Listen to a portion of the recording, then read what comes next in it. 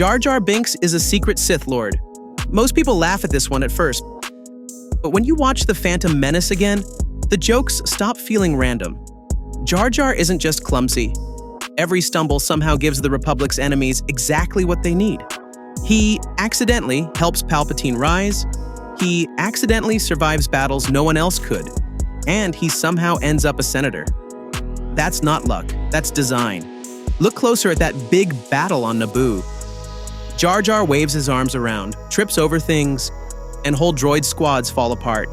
It's chaotic, sure, but his timing is perfect. Almost like he's controlling the fight without anyone noticing. Later, he gives Palpatine emergency powers with one speech. The entire Empire starts right there. George Lucas once said he wanted Jar Jar to echo Yoda, a fool who hides wisdom. Maybe the plan went further. Maybe he was meant to hide darkness. Sith don't always need lightsabers. They use persuasion, confusion, and charm. Jar Jar's wide-eyed innocence could be the mask of a master manipulator. Ahmed Best even admitted there were deeper plans for the character before Backlash changed the story. So, if Jar Jar suddenly vanished from the sequels, maybe that's because his secret worked. Maybe the true villain of Star Wars was smiling the whole time. Grease is entirely imagined because Sandy died before the movie starts. A strange theory claims that Grease isn't a love story at all, but the final dream of a girl who never made it off the beach. According to fans, Sandy actually drowned during the summer, and the entire film takes place in her imagination as she fades away. The clue sits right in the opening song. Danny sings, "I saved her life, she nearly drowned." But what if he didn't? The sunny world of Rydell High could be the fantasy her mind creates in her last moments. A place where everyone breaks into song, every problem ends with applause, and love always wins. Everything in the movie feels slightly unreal. The colors are too bright. The characters are caricatures. Logic bends around the music. Cars race into the sky, hair never moves, and somehow every wish comes true. It's a perfect world, but maybe too perfect. Then there's that final scene. Danny and Sandy get in a car, wave goodbye, and drive off into the clouds. It looks like a happy ending. But if you see it through this lens, it's something else entirely. The car rising into the sky represents Sandy's soul leaving Earth. The curtain closes on her fantasy and she finally lets go. It's eerie, but it fits. A movie that once looked like pure high school nostalgia might actually be about saying goodbye. A final, glittering illusion before the lights go out. Okay, if you're still here, you're probably into this stuff, which is great. So be sure to hit that like and subscribe. Alright, back to the video. Mad Max Fury Road's Max is a mantle passed down. Some fans believe the Max we meet in Fury Road is not the same man who appeared in the original Mad Max trilogy. Instead, they argue that Mad Max has become a title, a legend carried by whoever survives long enough to embody it. Every version of Max feels slightly different. The first Max, played by Mel Gibson, still remembered life before everything collapsed. He had a family, emotions, and a trace of hope. The man in Fury Road, however, behaves like a ghost of that memory. His voice is quiet, his thoughts fragmented, and his flashbacks do not match the events of earlier films. He fights like someone driven by echoes of another person's grief. It feels as if the name Max Rockatansky has been passed from one survivor to another, like a myth that refuses to die. The world of Mad Max thrives on stories. Tales of heroes become a form of survival. In such a place, a man who helped the helpless and faced chaos alone would become more than a memory. Over time, travelers would share his story around campfires, and someone new would rise to keep that legend alive.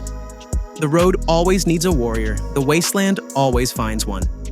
Even George Miller, the creator, once described Fury Road as a myth retold rather than a direct continuation. That single phrase changes everything. It means the story of Max may loop endlessly through history. Every collapse creates a new savior, and each version of Max carries fragments of those who came before. So maybe Mad Max is not a man at all. Maybe he is an idea, a spirit of endurance that keeps driving long after every other engine has stopped. The Overlook Hotel is sentient / Jack is absorbed. The Overlook Hotel from The Shining has always felt alive, but many fans believe that it actually is.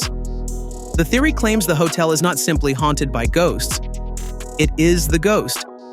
a conscious entity that feeds on suffering, bending reality to claim the minds and bodies of those who enter.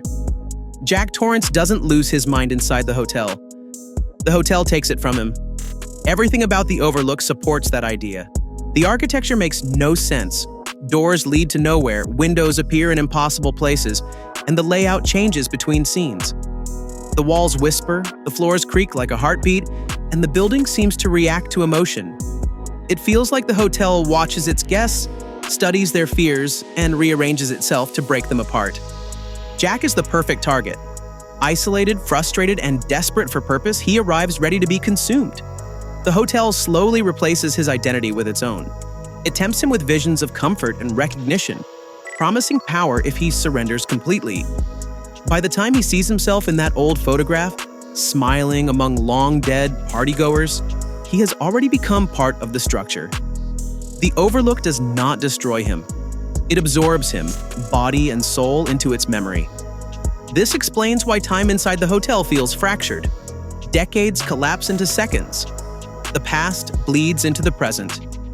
The line, "You've always been the caretaker," suddenly makes sense. The hotel doesn't remember Jack. It reuses him. Each new victim is rewritten into its history. Kubrick never confirmed or denied this theory, which makes it even more unsettling. Maybe the Overlook is not a setting but a predator, one that feeds on madness, digests the weak, and decorates its halls with their ghosts.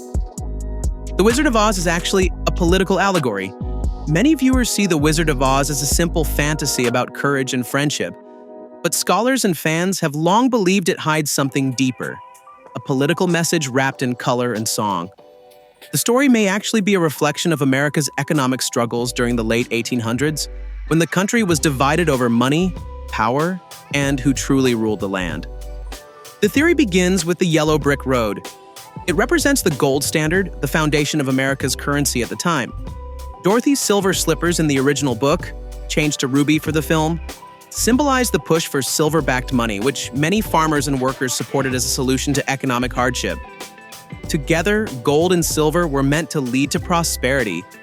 Yet Dorothy's journey shows how uncertain and confusing that path really was.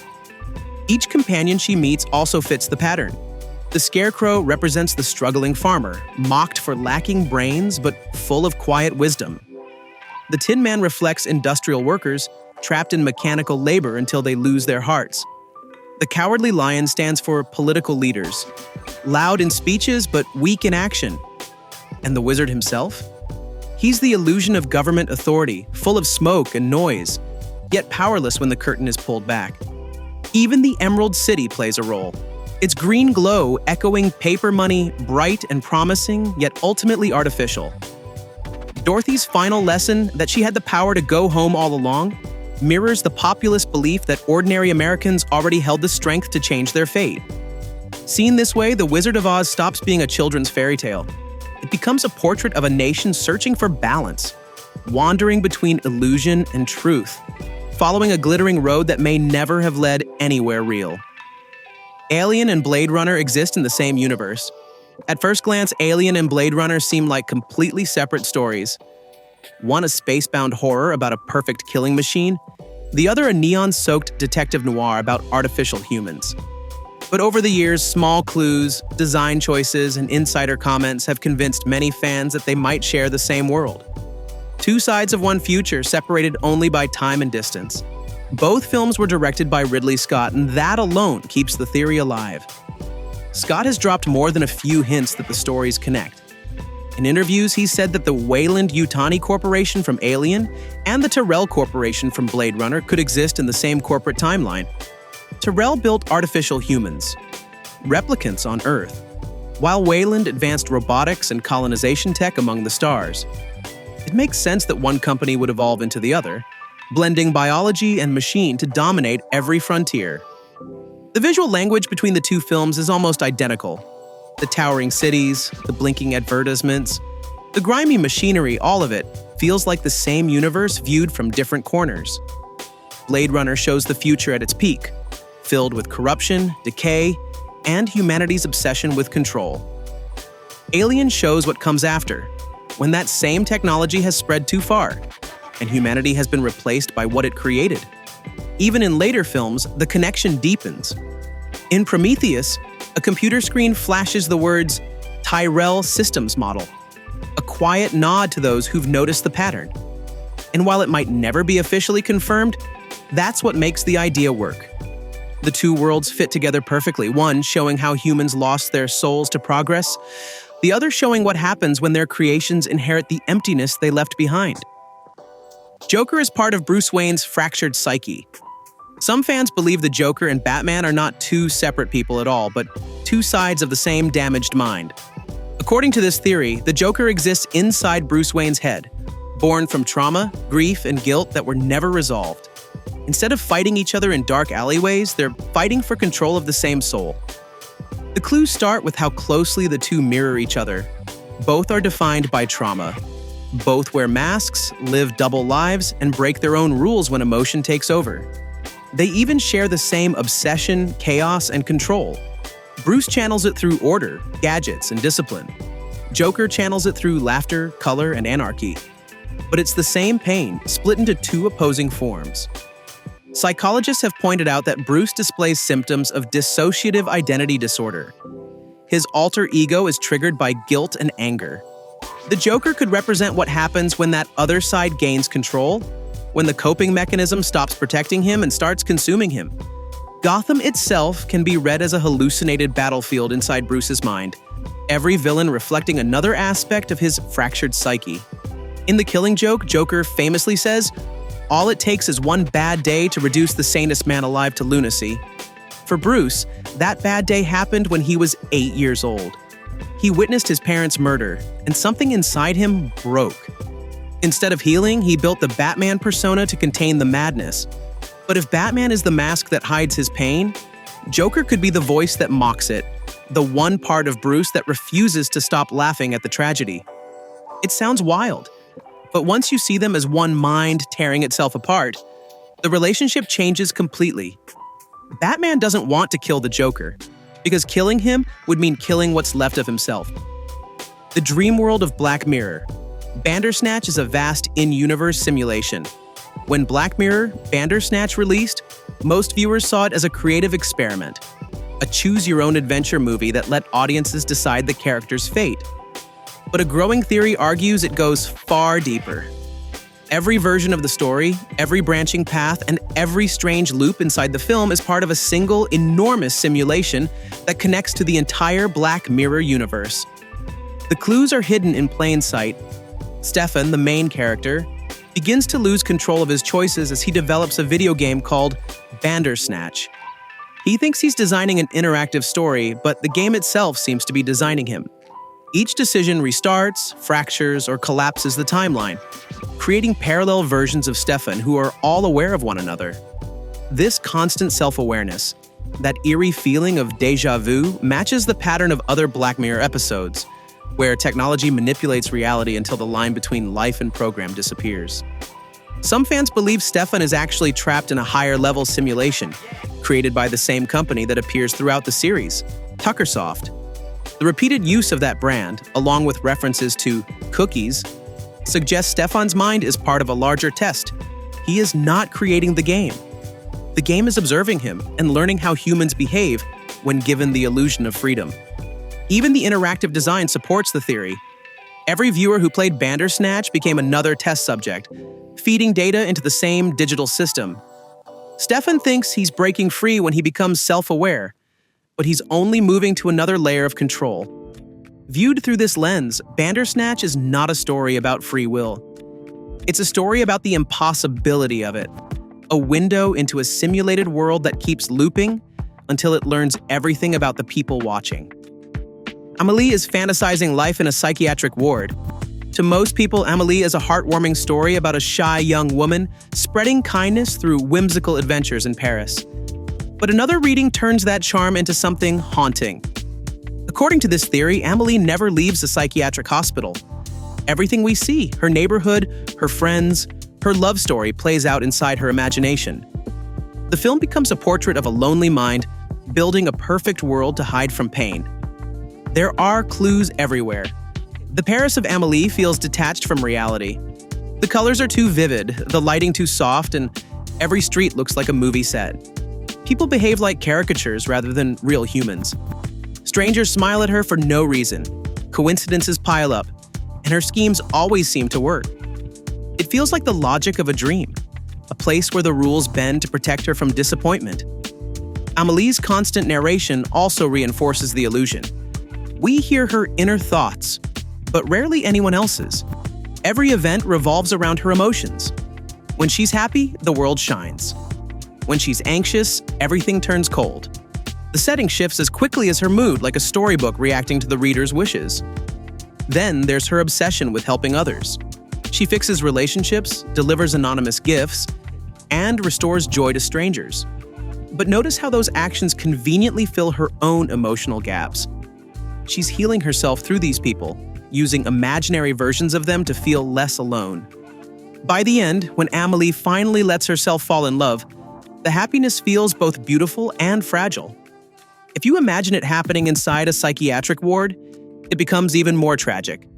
A final moment of peace created by someone who couldn't find it in the real world. The film's magic doesn't fade. It simply becomes the dream of a girl still waiting to wake up. The protagonist of Black Swan is already dead at the start. In Black Swan, Nina's transformation from fragile dancer to unhinged perfectionist has always felt like a descent into madness. But a darker theory claims the story doesn't show her fall. It shows what happens after. Nina is already dead when the film begins, trapped in a purgatory shaped by her obsession with control and her lifelong guilt. Every rehearsal, every hallucination, every reflection in the mirror is her spirit reliving the same spiral over and over. The clues begin with the tone. The film opens with Nina dancing alone in a dark, empty theater, chased by a figure that looks like herself. The light fades in around her, like she's awakening into a dream instead of reality. As the story unfolds, mirrors dominate nearly every scene, creating the sense that she's split between worlds. She bleeds without reason, her body changes shape, and her sense of time collapses. None of it follows normal logic because this world isn't physical, it's emotional. The characters around her seem more like symbols than people. Her controlling mother reflects the childhood she never escaped. Lily, the carefree rival, embodies the freedom she longed for but feared to claim. Thomas, the director, becomes a cruel god who demands perfection at any cost. They each tempt or torment her until she accepts the one truth she never could in life, that her identity as the perfect dancer was killing her. When Nina delivers her flawless final performance, she tells Thomas, "I was perfect." Then she collapses as the crowd cheers. The screen fills with white light. To most viewers, it's death. But if the theory is right, it's not the end, it's a release. She finally forgives herself, lets go of her mortal body, and fades into the purity she was always chasing. Every Quentin Tarantino film exists in a shared cinematic universe. Quentin Tarantino's movies often feel larger than life, full of wild coincidences and stylized violence, but fans believe that's no accident. According to one long-running theory, every Tarantino film, from Pulp Fiction to Kill Bill to Once Upon a Time in Hollywood, takes place in the same world. Not just loosely connected, but part of a detailed meta-universe that splits into two layers. The real world, where people live normal lives, and the movie world, where they watch films about the heroes and villains from the first. The evidence starts with names. Vincent Vega from Pulp Fiction shares a last name with Vic Vega, Mr. Blonde from Reservoir Dogs. Tarantino himself confirmed they're brothers. Red Apple Cigarettes, Big Kahuna Burger, and the radio station K. Billy's Super Sounds of the 70s appear across multiple titles. Characters quote each other's movies and reference fake brands that only exist within this shared space. The universe divides around the mid-90s. Films like Reservoir Dogs and Pulp Fiction represent the real world, where criminals exist and pop culture thrives. Then, Kill Bill and From Dusk Till Dawn belong to the movie world, the films that characters inside Tarantino's first universe would actually go to the theater to watch.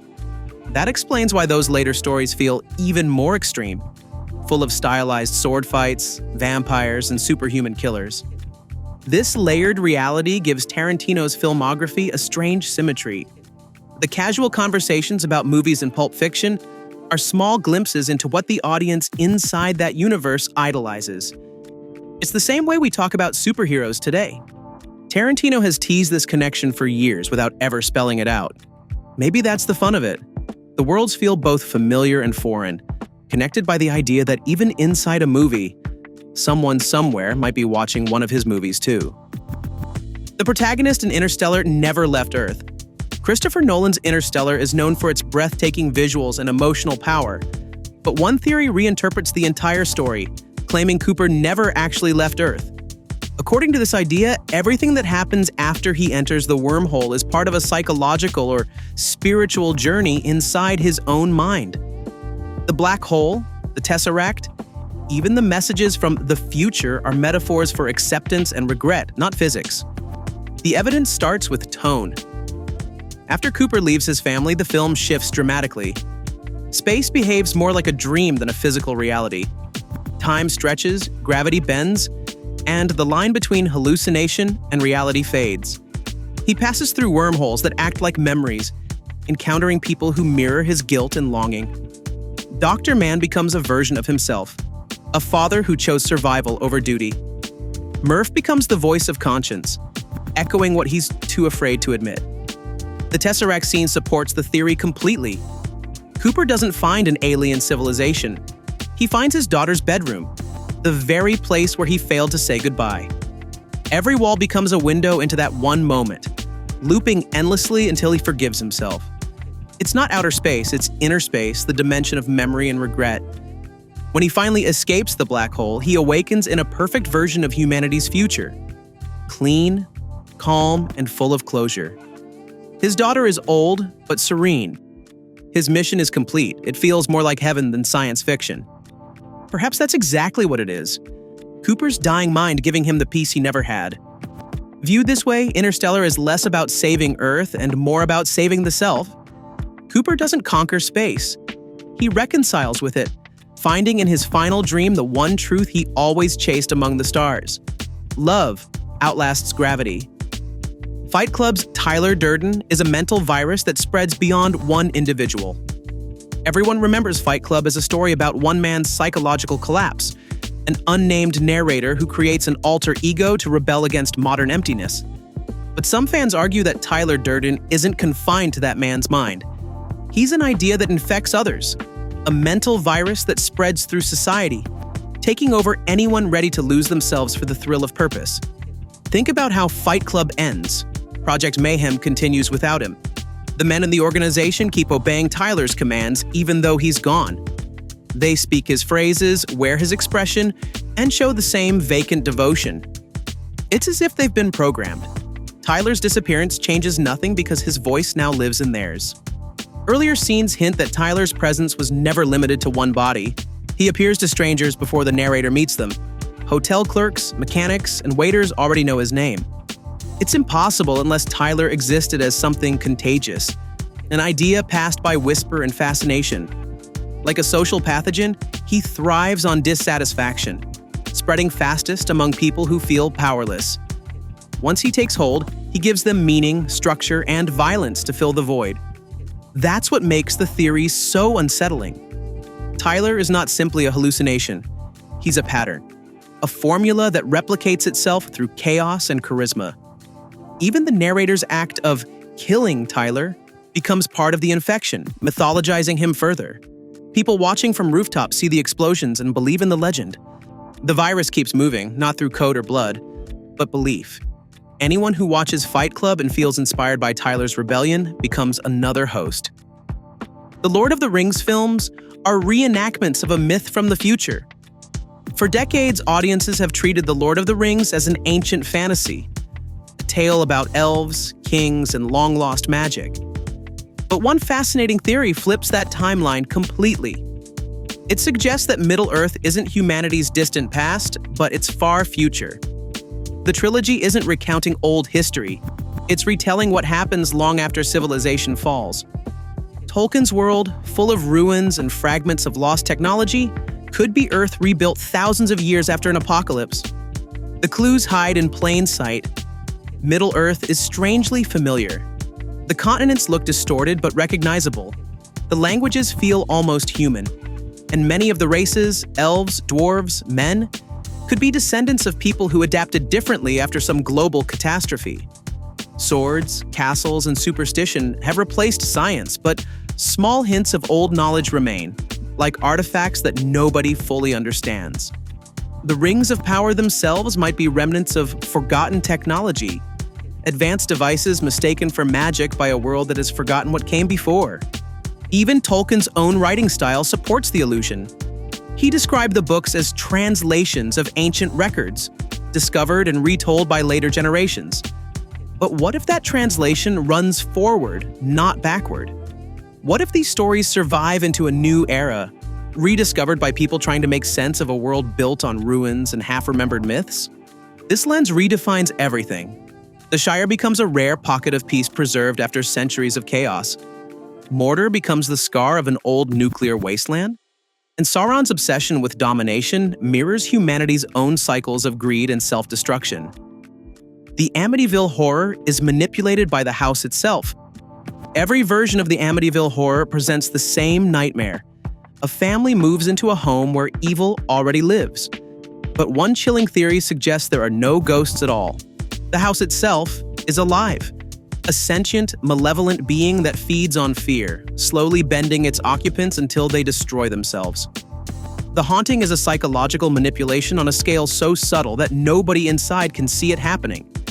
The layout of the house gives the first clue. Rooms shift in description from scene to scene. Doors appear where none existed before. The famous red room in the basement changes shape and temperature depending on who enters. Each person perceives the building differently, as if the structure adjusts itself to exploit individual fears. The walls groan like lungs, floors creak in rhythm, and shadows move even when no one is walking. These details make sense if the house is not haunted but conscious. The house also isolates its victims. It cuts phone lines, locks doors, and controls light. The family inside begins to fight, lose sleep, and question their sanity. What starts as paranoia turns into possession, but not by a ghost, by suggestion. The house doesn't need demons, it only needs time. And once it plants doubt, the human mind finishes the job. The recurring violence across different owners strengthens the theory. Each new family falls into the same pattern, like a ritual the house performs to sustain itself. And by the end, it's unclear whether anyone truly escapes. Even those who leave never stop dreaming about it. Maybe that's the final trick. The Amityville house simply infects minds until you start wondering if it's still waiting for someone to come back. If you enjoyed this, I'd greatly appreciate it if you could like and subscribe. I'll be posting a lot more videos here, so give us a comment on what you'd like to see next. Thanks for watching, and see you next time.